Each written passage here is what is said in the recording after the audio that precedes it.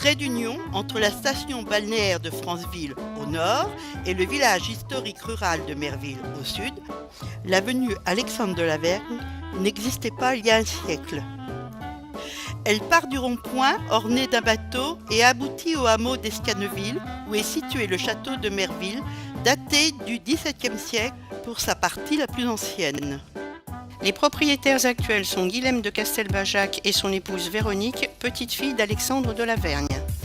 Bien, notre famille est arrivée donc, il y a à peu près 3 siècles et nos arrière-grands-parents ont donc repris la propriété à des tantes qui n'avaient pas d'enfants. Les Desmarais, dont vous pouvez voir les cercueils dans le cimetière de l'église. Mon grand-père est devenu maire en 1929, il est resté pendant à peu près 25 ans. En plus, comme il était maître des retraites au Conseil d'État, il a permis d'avoir des dommages de guerre assez vite parce qu'il était très au courant de tout ce qui était juridique. Avant la guerre, il a pensé couper dans ses champs et donner justement ces terrains pour pouvoir faire une route pratique, rapide et faire en sorte que Merville et Franceville soient réunis. La mairie a donc été construite avant la guerre et elle a été terminée en 1937.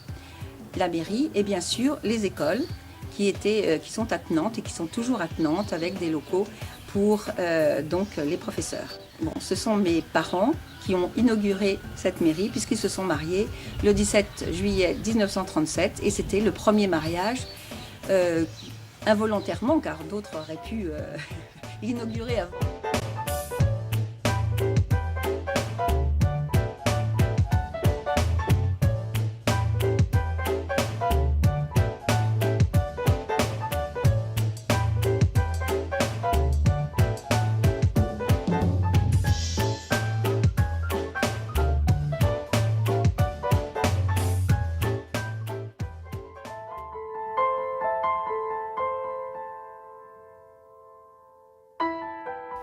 Vous êtes devant le Flay de Grès qui rejoint l'estuaire de l'Orne entre Merville et Salnelles.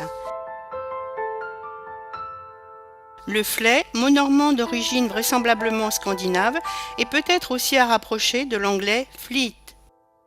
C'est un petit cours d'eau côtier subissant l'influence des marées. Il a fait l'objet d'aménagements visant à limiter les inondations aux alentours.